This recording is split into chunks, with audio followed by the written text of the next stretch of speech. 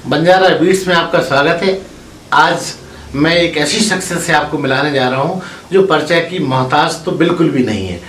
वो व्यापारियों के संकट मोचक हैं और कुछ ऐसा है उनका कि वो सहज अवेलेबल है, इसलिए वो सबके प्यारे और दुलारे हैं। चलिए मिलते हैं सीधे संजय पटवारी जी से। नमस्कार पटवारी जी, आपके बारे में जैसा कि मुझे पता है जी, आप सहज अवेलेबल होते हैं। आपने अब तक शुरू से बताइए क्या किया? देखिए, शुरू से तो चूंकि बचपन काल रहा, एजुकेशन की पढ़ाई की, और मेरा अपना ये सोच रहा है कि हम अपनी आप को लोगों के साथ किस तरह से मदद कर सकें। ये बचपन से एक सोच रही है। मैं आपको बता दूं कि मेरे माताजी और पिताजी के अनुसार पूरा घर अगर पिक्चर जाता था, थिएटर जाता था, तो मैं उनसे कहता था कि मैं थिएटर नहीं जाऊंगा, उस टिकट के पैसे आप मुझे दे दो। उसके पीछे मेरा कंसेप्ट ये था कि 3 घंटे अगर हम किसी थिएटर में, पिक्चर में अपना समय बर्बाद कर रहे हैं, मैं उसे बर्बाद मानता था, तो वो 3 घंटे में किसी अच्छे काम में क्यों ना दे दूँ। तो शुरू से मेरा ये सोच रहा है कि लोगों की मदद कैसे कर सकती है, लोगों के काम हम कैसे आ सकते हैं, लोगों के सहायक हम किस तरह से हो सकते हैं। अगर इस दुनिया में हम आए हैं, भगवान ने पैदा सबको किया है, मरना सबको है, लेकिन अगर हम इस दुनिया में हमने जन्म लिया है, ऊपर वाले ने मुझे भेजा है, तो शायद किसी अच्छे कामों के लिए मुझे भेजा है, और मेरा ये फर्ज बनता है कि लोगों के काम करके मैं ऊपर वालों का धन्यवाद कहूँ। पटवारी जी, आप बहुत सारे संस्थाओं में बहुत सारे पदों पर कार्यरत हैं। आप हमें विस्तार से बताइए, इन दोनों आप कहाँ जुड़े हुए हैं? देखिए, आपने ठीक कहा है, लेकिन मेरा अपना ऐसा मानना है कि व्यक्ति के लिए पद महत्वपूर्ण नहीं होता, काम महत्वपूर्ण होता है, और उसकी पहचान अपने काम से बनती है, पद से नहीं बनती है। और झांसी से लेकर पूरे देश में ऐसे तमाम ऐसे नाम हैं जो व्यक्ति कभी भी किसी पदों पर नहीं रहे हैं, लेकिन आज उनकी पूरे विश्व में पहचान है। तो मेरा अपना मानना है कि काम ही मेरी पहचान है। जहाँ तक पद की बात है, तो वर्तमान में मैं जो व्यापारियों का सबसे बड़ा संगठन है CAIT, confederation of all India traders, उसका मैं राष्ट्रीय मंत्री हूँ। गोहई ग्लोबल चैम्बर ऑफ कॉमर्स का मैं पूर्व राष्ट्रीय अध्यक्ष हूँ। वर्तमान में गोहई वैश्य महासभा का जो प्रकल्प है, उद्योग व्यापार प्रकल्प, उसका मैं राष्ट्रीय अध्यक्ष हूँ। उत्तर प्रदेश व्यापार मंडल का मैं प्रदेश अध्यक्ष हूँ, और तमाम ऐसी संगठन हैं जिनसे मैं जुड़ा हुआ हूँ राष्ट्रीय अंतर्राष्ट्रीय स्तर पर। जहाँ तक सरकारी संस्थाओं की अगर हम बात करें, तो सरकारी संस्थाओं में श्रम बंधु का, उद्योग बंधु का, व्यापार बंधु का, विद्युतीकरण योजना, ग्रामीण विद्युतीकरण योजना का, और तमाम ऐसी सरकारी सेवाएं हैं जिनमें सरकार के साथ जुड़कर, सरकार के साथ सहायक होकर हम काम कर रहे हैं। और मैं आपको बता दूं कि मुझे लगता है कि काम की भी, जैसा मैंने कहा, पहचान है। बहुत कम लोगों ऐसे होंगे जिनको बहुत ज़्यादा सम्मान लोगों द्वारा किए गए हैं। लगभग 700 के आसपास तमाम स्वयंसेवी संगठनों ने, एनजीओ ने और सरकार ने मुझे सम्मानित किया है। प्रदेश सरकार द्वारा सम्मानित किए गए हैं। एक मानव संसाधन विकास मंत्रालय भारत सरकार का है, उसमें नेहरू युवा केंद्र में यूथ अवार्ड से मुझे सम्मानित किया गया है। दिल्ली में भामाशाह अवार्ड से मुझे सम्मानित किया गया है, और तमाम विदेशों में जब मैं गया तो वहाँ तमाम विदेशी एनजीओ ने मुझे सम्मानित किया है। और सम्मानित करने का, विदेशों की बात चली है, तो आप कहाँ रहे हैं और वहाँ क्या किया? देखिए, आधिकारिक रूप से अगर हम बात कहें, तो व्यापारिक विजिटों की अगर हम बात करें, तो 3 देशों में हमने व्यापारिक विषय को लेकर मैं गया हूँ, और वहाँ मैंने सेमिनार और गोष्ठियाँ सरकारी और अर्ध सरकारी या प्राइवेट रूप से मैंने अटेंड की हैं। ऑस्ट्रेलिया में गया हूँ, और ऑस्ट्रेलिया में जो भारतीय NRI हैं उनके साथ में रहा हूँ, उनके साथ मैंने मीटिंग की है। और उधर मैंने जाना है कि एक्सपोर्ट इंपोर्ट, हम ऑस्ट्रेलिया और भारत के विदेशी जो व्यापारिक संबंध हैं उन्हें कैसे हम स्थापित कर सकते हैं, उस पर हमने काम किया है। हमारा प्रयास ये है कि भारतीय लोग भी अपना प्रोडक्ट, अपना उत्पादन विदेशों में जाएं, तो उसके रास्ता खोलने का मैंने काम किया है। सिंगापुर में भी एक फिनटेक फेस्टिवल होता है, सिंगापुर सरकार का सबसे बड़ा फेस्टिवल होता है, उसमें लगभग 112 देशों ने भागीदारी की है। कैट की ओर से, भारत की ओर से मैंने उसे रिप्रेजेंट किया है। वहाँ 100 कुछ देशों के लोगों के साथ मैंने बैठ के वार्ता की है, और एक्सपोर्ट इंपोर्ट, आयात निर्यात किस तरह से एक दूसरे देशों में हो सकता है। क्योंकि अब जो व्यापार का तरीका ग्लोबलाइजेशन हो गया है, विश्व व्यापार एक हो गया है, तो उस व्यापार में विदेशों को क्या मेरी आवश्यकता है, मेरे क्या प्रोडक्ट की आवश्यकता है, और हम उनको क्या दे सकते हैं। इस पर काम चल रहा है। और ऐसी तमाम बड़ी प्रतिष्ठान है जिन्हें एक्सपोर्ट इंपोर्ट का आयात निर्यात का लाइसेंस दिलाकर एक दूसरे देशों से हमने व्यापार को स्थापित करने का काम किया है। वो सिंगापुर हो, ऑस्ट्रेलिया हो, थाईलैंड हो, ऐसी तमाम जगह हैं जहां हमने व्यापारियों को एक करने का काम किया। इतना सब कुछ आपने किया, कब से आप इस मुहिम से जुड़े हुए हैं? कितने साल हो गए आपको? देखिए, लगभग मैं 1988 लगभग 33 साल पहले सबसे पहले एक इंदिरा गांधी विचार मंच होती थी, एक छोटी सी NGO बनी थी, उसमें मैंने प्रवेश किया। उसके माध्यम से मैं लोगों के संपर्क में आया। फिर जब स्टूडेंट था तो फिर मैंने BKD में छात्रों की राजनीति की। और छात्रों की राजनीति करने के बाद, चूंकि मैं एक व्यापारी का पुत्र हूँ, मुझे लगा कि व्यापारियों की पीड़ा बहुत है, व्यापारियों का दर्द बहुत है, व्यापारियों की समस्याएं बहुत हैं, लेकिन कोई उनको रखने वाला नहीं है, सही प्लेटफॉर्म तक उन्हें ले जाने वाला नहीं है, चाहे वो लोकल स्तर पर हो, प्रदेश स्तर पर हो, एक देश स्तर पर हो। तो फिर मैं व्यापार मंडल से जुड़ा, और व्यापार मंडल से जुड़ने के बाद फिर मैंने उनकी समस्याओं को उठाया। और समस्या उठाने के बाद सन 2000 में मुझे लगा कि एक मजबूत प्लेटफॉर्म व्यापारियों के बीच में चाहिए। तो फिर मैंने उत्तर प्रदेश व्यापार मंडल सन 2000 में मैंने स्थापना की इसकी। और स्थापना करने के बाद मैं लगातार सेवा कर रहा हूँ। और फिर मैं आपको बता दूं, मैंने व्यापार भी उसी तरह का चुना। पहला मेरा जो व्यापार था, फोर फादर के समय में, पिताजी के समय में, पूर्वजों के समय में, हमारा तंबाकू और कपड़े का व्यापार था। तंबाकू का व्यापार जब समाज सेवा में आया तो मुझे कतई पसंद नहीं आया कि तंबाकू समाज के लिए हानिकारक है, तो इसे बाइंड अप करके हम किस तरह का अपना व्यापार करें। जब मैंने तंबाकू के व्यापार को बाइंड अप किया तो मुझे लगा क्या करना चाहिए। तो मुझे लगा कि व्यापार भी ऐसा करें जिससे व्यापारियों की सेवा हो। तो मैंने सिक्योरिटी सर्विस एजेंसी शुरू की। वो इसलिए कि व्यापारी हमेशा असहाय महसूस करता था। रात को जब वो अपने घर जा रहा है पैसा लेके तो असहाय है, घर में पैसा रखा है तो उसे डर है।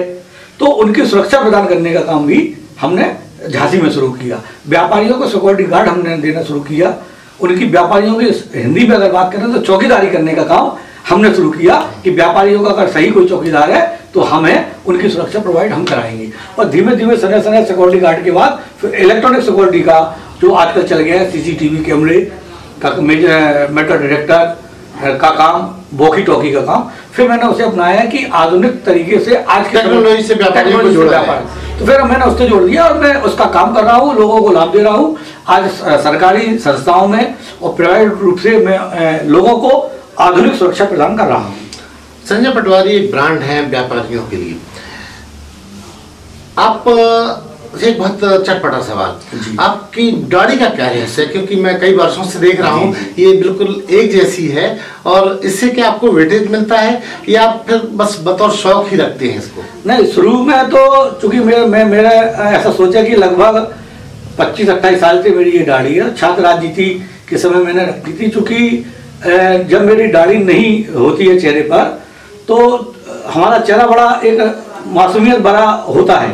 तो आप डरावने बनाने के लिए मैच्योरिटी के लिए एक तो चेहरे पे अच्छी लगती है और कम से कम एक मैच्योरिटी आए। तो सच है, आप स्मार्ट लगते हैं। धन्यवाद। हाँ। एक गंभीरता आए, और वो गंभीरता के लिए चूंकि छात्र राजनीति करते थे, गंभीरता के लिए वो दाढ़ी मैंने रखना शुरू की क्योंकि वो मेरे चेहरे पे अच्छी लगती थी। तो धीमे धीमे वो मेरी पहचान बन गई, और मेरी पहचान बन गई तो आज मेरी आइडेंटिफिकेशन वो है। और शादी के पहले से रखी दाढ़ी? बहुत पहले से।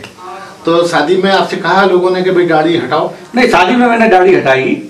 तो शादी के लिए हटाई थी? शादी के लिए मैंने दाढ़ी हटाई थी। तो उस समय जरूर ससुर साहब ने मजाक में कहा कि भैया देख लो लड़का तो नहीं बदल गया।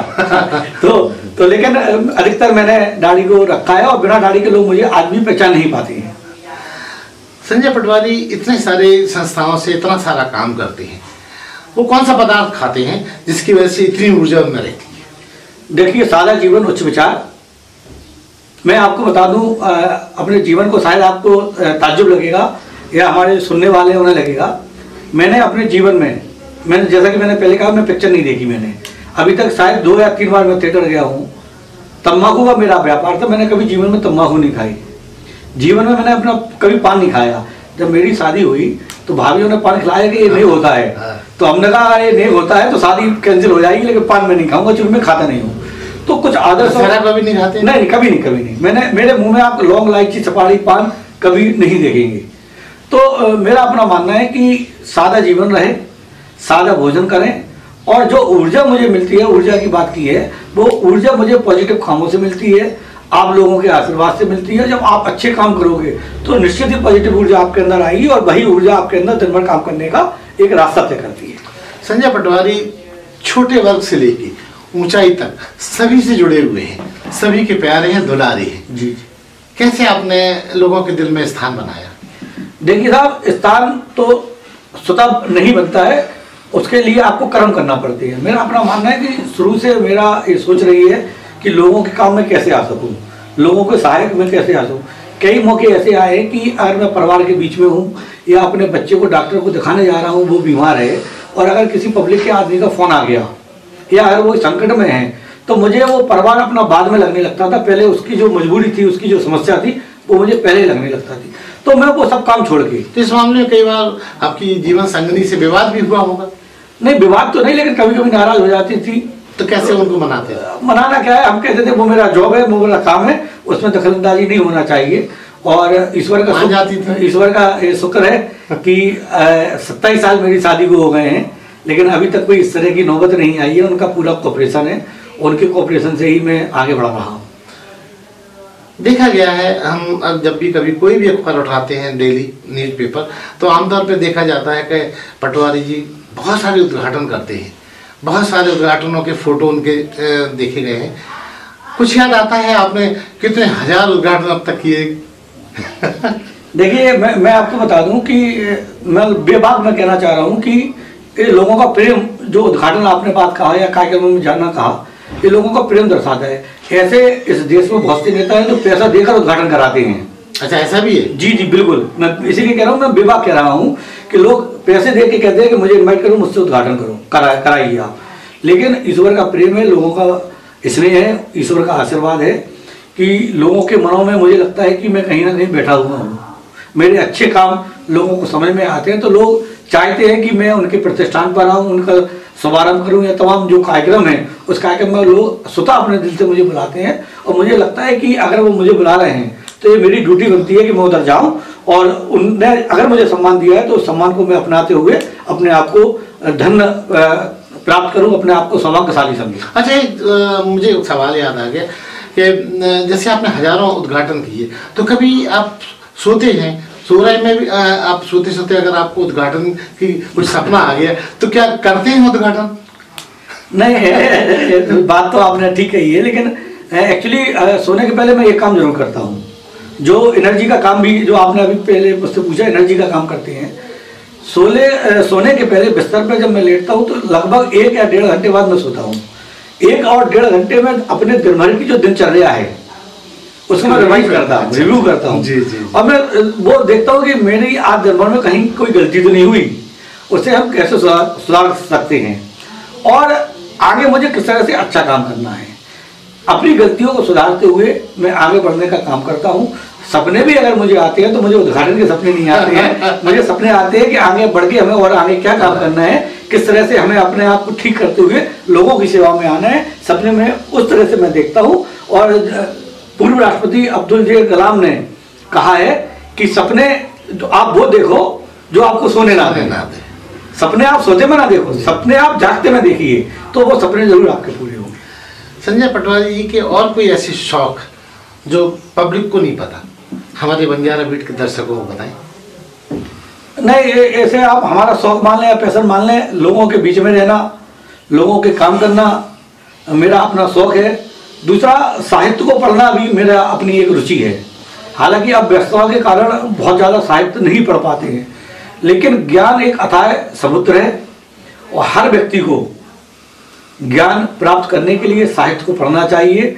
आजकल हमारे सोशल मीडिया पर तमाम अश्लील साहित्य आते हैं, गलत साहित्य आते हैं। हमारे आज की युवा पीढ़ी, अच्छा चुनना चाहिए, युवा पीढ़ी शायद उसमें कहीं खो जाती है, लेकिन अच्छा आप साहित्य पढ़ोगे तो आपकी मानसिकता अच्छी रहेगी, आपकी सोच अच्छी रहेगी। जब आप अच्छा पढ़ोगे, अच्छा सुनोगे, अच्छे लोगों के साथ बैठोगे, तो निश्चित ही सकारात्मक ऊर्जा आपको मिलेगी। मैं बता दूं कि जब मैंने बताया कि मैं पिक्चर देखता नहीं था, कुछ करता नहीं था, तो शाम का समय मैं सोचता था मैं कहाँ बिताऊं। मैं आपको बता दूं कि मेरे उम्र के लोग से मेरी दोस्ती कम है, मुझसे ज़्यादा उम्र के लोगों से मेरी दोस्ती ज़्यादा है।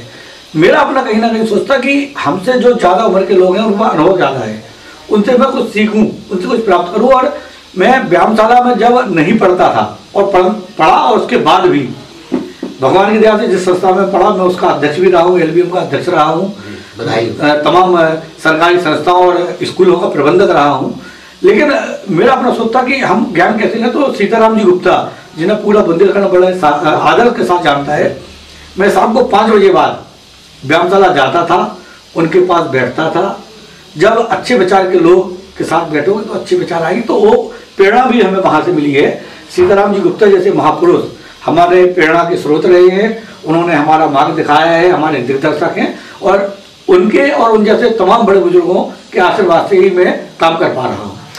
संजय पटवारी जी, जहाँ इतनी सारी संस्थाओं में, इतने सारे लोगों के बीच में, इतने सारे लोगों के बीच में बहुत ज़्यादा लोकप्रिय हैं, जहाँ भी बात करो लोग आपको बड़े आदर और सम्मान से आपका उल्लेख करते हैं, तो वहाँ आपके कुछ प्रतिद्वंदी भी होंगे, द्वेष रखने वाले भी होंगे, उनके बारे में क्या कहना चाहेंगे? हैं क्या? नहीं, बिल्कुल है। और मेरा अपना मानना है कि भगवान से लेके मानव तक कोई व्यक्ति ऐसा नहीं है जिससे लोग द्वेष ना रखते हो और जिसको बारे में लोग सोचते रहा हो। भगवान राम के बारे में भी एक धोबी ने कह दिया तो भगवान राम ने सीता को निकाल दिया। इस देश के प्रधानमंत्री से लेके महापुरुषों तक कहीं ना कहीं लोग एक पक्षीय विरोध करते हैं। मेरे भी विरोधी हैं, और लेकिन मेरे विरोधी मुझे ऊर्जा प्रदान करते हैं। अगर मैं कहीं गलत काम कर रहा हूं तो विरोधी मुझे रास्ता दिखाने का काम करते हैं। मैं विरोधियों को सकारात्मक रूप से मानता हूं, उन्हें प्रणाम करता हूं, वो मेरे ऊर्जा के स्रोत है। और मेरा अपना मानना है कि विरोध होना चाहिए, सकारात्मक विरोध होना चाहिए। और जहां तक विरोध की बात है, मैं अपने लोगों से कहता हूं कि काम करना मेरा काम है, और विरोध जो कर रहे हैं वो विरोध करना उनका काम है। तो वो विरोधी अपना काम कर रहे हैं, हम अपना काम कर रहे हैं, हमें अपने काम से पीछे नहीं हटना है। ऐसे लोगों से कभी आपको निराशा फील हुई? कभी कभी क्षणिक कष्ट होता है कि कैसे मैनेज करते हैं? नहीं, अपने आप के अपने आप दुआएं देते हैं उनको? नहीं, बिल्कुल नहीं, बिल्कुल नहीं। मैं आपको बता दूं, कई ऐसे प्रत्यक्ष दुश्मन मेरे हैं जो मुझसे द्वेष रखते हैं, लेकिन भगवान ने कुछ मौके ऐसे भी दिए कि अगर उनको कहीं कोई काम पड़ गया और तो आप अवेलेबल तो उनने मुझे फोन किया तो मैं उनके सहायता के रूप में उनके सहायता। मतलब ये है कि आपको यूं ही लोगों का संकट मोचक नहीं कहा जाता? सर नहीं, संकट मोचक तो नहीं, लेकिन प्रयास है कि लोगों के सहायक होकर उनकी सहायता में मैं क्या काम आ सकता हूँ। भाई, कहा जाता है कि आदमी दुख में, दर्द में, पीड़ा में अगर खड़ा हो जाए तो वो सही तैसी माना जाता है। और अगर आपका अंदर ये जो जज्बा है लोगों के साथ उसकी पीड़ा को मुक्त करने का, तो ये यकीनन आदरणीय है। संजय पटवारी जी के और ऐसी कोई बात जो आपको लगता है कि बतानी चाहिए? देखिए, आपने बहुत अच्छी बात कही। लोग संजय पटवारी को देखते हैं और देखते हैं कि वो इतने पॉपुलर कैसे, हालांकि मैं नहीं हूँ, इतने पॉपुलर कैसे हैं, और बहुत से लोग ये सोचते हैं कि मुझे उन जैसा बनना चाहिए। लेकिन मैं बता दूं कि लगभग 33-34 साल का त्याग है। उस त्याग में पिताजी की असंतुष्टता से लेकर, परिवार की नाराजगी को लेकर, अपने व्यापार को नुकसान को लेकर मैंने बहुत कुछ खोया है। अपने परिवार को कहीं कहीं मैंने खोया है, मिस किया है। अपने व्यापार को मैंने बहुत कुछ खोया है। अगर शायद वह समय में व्यापार में लगा देता तो एक बहुत बड़ी ऊंचाई पर मैं व्यापारिक क्षेत्र में होता। मैं मानता हूँ, मैं लोगों से अक्सर मजाक में कहता हूँ कि मैं व्यापारी नेता तो अच्छा हूँ, लेकिन व्यापारी अच्छा नहीं हूँ, क्योंकि मैं व्यापार सही ढंग से नहीं कर पाया हूँ। और पति कैसे हैं? प्रयास करता हूँ कि 100% मैं जो समय दे पाऊँ और अपनी पत्नी को खुश रख पाऊँ। मैं बता रहा था त्याग की बात, संघर्ष की बात।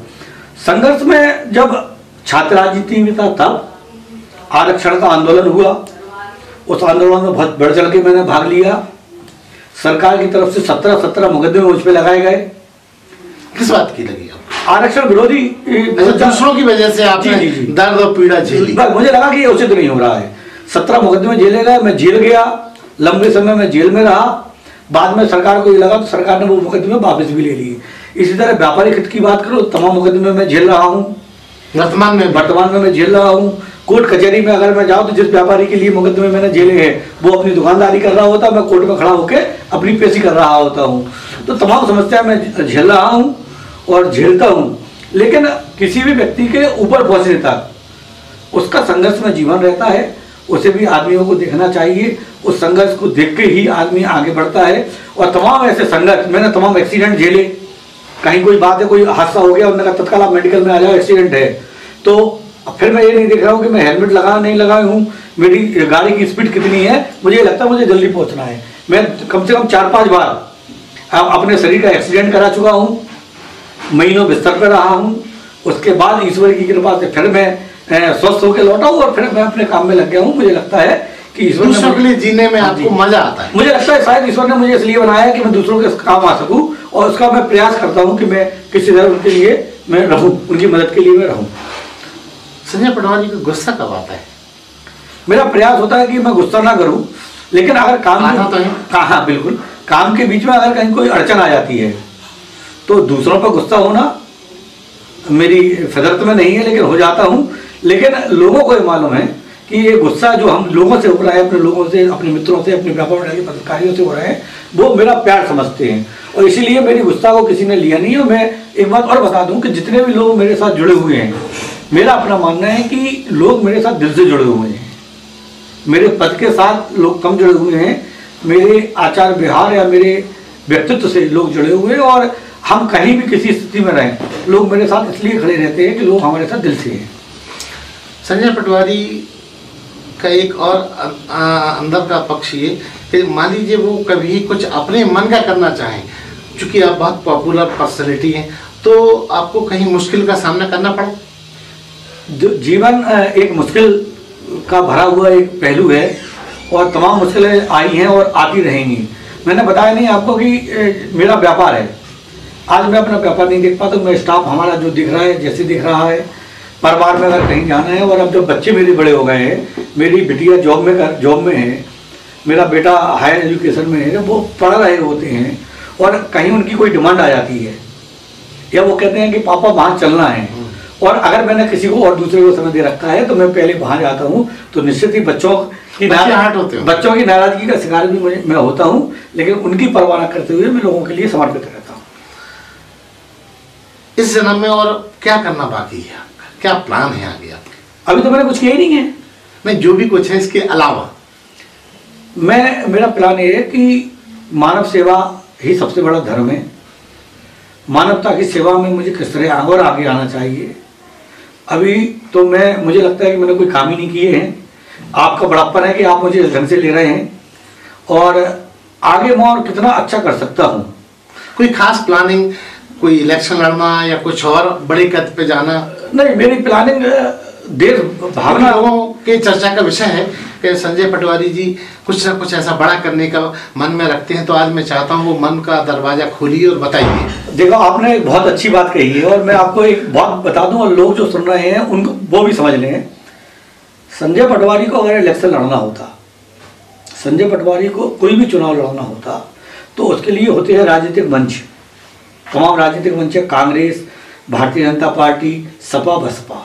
33 साल की राजनीति मैंने व्यापार मंडल में की है। अगर यही राजनीति, व्यापार मंडल कोई टिकट नहीं देता है, व्यापार मंडल कोई पॉलिटिकल पार्टी नहीं है, व्यापार मंडल से लोग चुनाव नहीं लड़ते हैं, चुनाव लड़ा जाता है राजनीतिक पार्टियों से। अगर मुझे चुनाव लड़ना होता तो मैं राजनीतिक पार्टी ज्वाइन करता, उस पार्टी के माध्यम से मैं टिकट लेता, फिर मैं काम करता। लेकिन मेरा अपना मानना है कि राजनीतिक पार्टियों का अपना काम है, मेरा अपना काम है, मैं अपना काम कर रहा हूँ। अगर मुझे राजनीति करना होती तो मैं आज कोई पॉलिटिकल पार्टी को ज्वाइन करता। हालांकि एक पॉलिटिकल पार्टी का मैं सदस्य हूँ। सदस्य इसलिए हूँ कि उसकी सोच मेरी सोच से मिलती है। कौन सी पार्टी? भारतीय जनता पार्टी से का मैं एक साधारण सा सदस्य हूँ, और राष्ट्र हित के लिए, देश हित के लिए उसका जो उद्देश्य है वो मुझे अच्छा लगता है। मेरी भी प्राथमिकता रहती है कि देश हित में मैं क्या कर सकता हूँ। आपने पूछा मेरा क्या उद्देश्य है, देश की सेवा मैं और कैसे कर सकता हूँ, देश हित में मैं अपना किस तरह त्याग कर सकता हूँ, योगदान कैसे दे सकते हैं, उस तरफ मैं सोचता हूँ। मैं सोचता हूँ कि राष्ट्र, हमारा देश, हमारा हिंदुस्तान, हमारा भारत, हमारा इंडिया किस तरह से विश्व पटल पर आगे आए। और एक समय जब हम और आप जब बचपन में हुआ करते थे तब सुनते थे भारत सोने की चिड़िया हुआ करती थी। तो आज हम ईश्वर से प्रार्थना करते हैं कि हुआ करती थी नहीं, भारत को सोने की चिड़िया आज होना चाहिए। उसके लिए हमें भारत में किस तरह का योगदान देना चाहिए, उद्योग व्यापार से लेकर भारत को आगे बढ़ाने के लिए हम कितना अपने आप को समर्पित कर सकते हैं, वो समर्पित करते हुए अपने आप को देश हित में, लोगों को देश हित में जोड़ते हुए अपने राष्ट्र को 200 से अधिक इस वर्ल्ड में, इस दुनिया में देश है, उस देश में नंबर 1 पर अगर कोई देश होना चाहिए तो वो हमारा हिंदुस्तान होना चाहिए। उस सोच के साथ हम काम करते हैं। एक और इम्पोर्टेंट सवाल, संजय पटवारी इतना कुछ कर रहे हैं, इतना कुछ किया है, कुछ ऐसा भी है जो वो कर नहीं पाए हो, उनके मन में मलाल हो? बिल्कुल है, मेरे मन में मलाल ये है कि मैं बहुत अच्छी शिक्षा प्राप्त नहीं कर पाया। शुरू से मैं बता दूं कि मेरा पढ़ाई में बहुत ज़्यादा रुझान नहीं था। मैं एक अच्छा विद्यार्थी कभी नहीं रह पाया। बंक करते थे कॉलेज, स्कूल बंक तो नहीं किए मैंने, लेकिन स्कूल जाने से कतराता जरूर था। मजा नहीं आता था और पढ़ने में कभी मन नहीं लगा। ग्रेसिंग मार्क्स पे मैं हमेशा पास हुआ हूँ और मुझे लगता था कि पढ़ाई से अच्छा मेरा और जो काम है वो ज़्यादा मार्क्स। व्यावहारिक जिंदगी में तो आपने सारे एग्जाम टॉप किए। नहीं, वो आपका अपना सोच है। मैं अभी व्यवहारिक जिंदगी में, सामाजिक दृष्टि में पासिंग मार्क्स पे ही खड़ा हूँ। मुझे अभी बहुत कुछ काम करना है, लेकिन अच्छी शिक्षा बहुत जरूरी है। जो आपके चैनल के माध्यम से जो दर्शक हमारे सुन रहे हैं, मेरा अपना मानना है कि जीवन में ऊपर उठने के लिए शिक्षा का बहुत बड़ा योगदान है और अच्छी शिक्षा होना बहुत जरूरी है। तो मैं शायद उतना अच्छा शिक्षा प्राप्त नहीं कर पाया हूँ, एक अच्छा विद्यार्थी मैं नहीं बन पाया हूँ, लेकिन भविष्य में और आने वाले जन्मों की अगर आप बात करें तो मैं प्रयास करूँगा कि एक अच्छी एजुकेशन होना भी बहुत महत्वपूर्ण है और उसमें होना चाहिए। और बाकी मैं आपको बता दूं कि मेरा अपना मानना है कि भगवान हमने और आपने नहीं देखे। मेरा मानना है कि इस दुनिया में अगर कोई भगवान है तो वो हमारे माता पिता है और उन्हें मैंने भगवान की तरह चाहा है। तो मेरे पिताजी जब बीमार हुए तो लगभग 6 महीने बिस्तर पर रहे, तो मैंने उनकी सेवा की है। तो हर व्यक्ति को अपने माता पिता को भगवान मानना चाहिए और उनकी सेवा करना चाहिए। पटवारी जी, हमारी चैनल बंजारा बीट्स एक इंटरटेनमेंट चैनल है, शिक्षाप्रद और इंफॉर्मेटिव जानकारियाँ हम लोग उपलब्ध कराती हैं। आप हमारी चैनल के माध्यम से नई पीढ़ी को क्या संदेश देना चाहेंगे? देखिए, मैं सबसे पहले तो बंजारा बीट्स के पूरे ग्रुप को, आपको और आपके साथियों को धन्यवाद देना चाहता हूँ कि मुझ जैसे नाचीज व्यक्ति को आपने इंटरव्यू लिया। शायद मैं इस लायक नहीं था, इस काबिल नहीं था, लेकिन आप आए, मुझे अच्छा लगा। मैं ये कहना चाहता हूँ कि जैसा कि मैंने पहले कहा, लोगों ने मेरा इंटरव्यू दिख रहे होंगे कि अच्छी शिक्षा प्राप्त करना, अपने जीवन को एक उद्देश्य बनाना, किसी भी फील्ड में आप जाएं, आप शिद्दत के साथ जाएं, 100% आप उस फील्ड में जाएंगे। कोई फील्ड बुरी नहीं है, कोई इस दुनिया में कोई काम बुरा नहीं है। काम करने की आपकी इच्छा शक्ति होना चाहिए। आप संपूर्ण इच्छा शक्ति के साथ काम करें, अच्छा पढ़े, राष्ट्रभक्त बने, देशभक्त बने, अपने माता और पिता को भगवान मानते हुए उनकी पूजा करें, उनके मार्गदर्शन पे चलेंगे आप, तो निश्चित ही आप, भगवान ने आपको जो जन्म दिया है वो आपका जन्म सार्थक होगा और आप अपने दोस्तों से भटकेंगे नहीं। बिना भटके हुए आप अपने लक्ष्यों को पूरा करेंगे। तो अच्छे विचारों के साथ, देश सेवा के साथ, माता पिता की सेवा के साथ अपने उद्देश्य में आगे बढ़े, अच्छा पढ़े, अच्छा सुने, अच्छा समझे और अच्छे लोगों के साथ रहेंगे, तो निश्चित ही आपका, हमारा, या जो हमारे लोग हैं, इस धरती पर जो लोग हैं, हिंदुस्तान के जो लोग हैं, उनका भविष्य अच्छा है। आने वाला भविष्य बहुत अच्छा होने वाला है। हम बहुत ग्रोथ कर रहे हैं। अभी ऑफ द रिकॉर्ड, अभी जब हम बात कर रहे थे आप और हम इंटरव्यू के पहले, तो अब आप और हम बात कर रहे थे, हमारी और आपकी परिस्थिति पढ़ने में, एजुकेशन में वो सुविधाएं नहीं थी, लाइट नहीं थी, वो सुविधाएं नहीं थी। स्कूल हमारे घर से 5-5, 7-7 किलोमीटर दूर होते थे। परिस्थितियां बदल गई। अब परिस्थितियां बदल गई हैं। उन परिस्थितियों का लाभ लेते हुए हमें अपने आप को कैसे मैच्योर करना है, अपने आप को कैसे बढ़ाना है, सकारात्मक ऊर्जा के साथ अगर हम अपना काम करेंगे तो निश्चित ही हम अपने लिए, अपने परिवार के लिए और देश के लिए सहायक होंगे। तो ये थे संजय पटवारी, जिनसे हमने सीधी बेबाकी से इनसे बात की। कहीं ये द्रवित हुए, कहीं इनकी आंखें नम हुई और कहीं इन्होंने बेबाकी से अपनी बहुत सारी बातें हमारे साथ शेयर की। Thank you. अरे हाँ, इस चैनल को लाइक और सब्सक्राइब करना ना भूलें। देखते रहिए बंजारा बीट्स।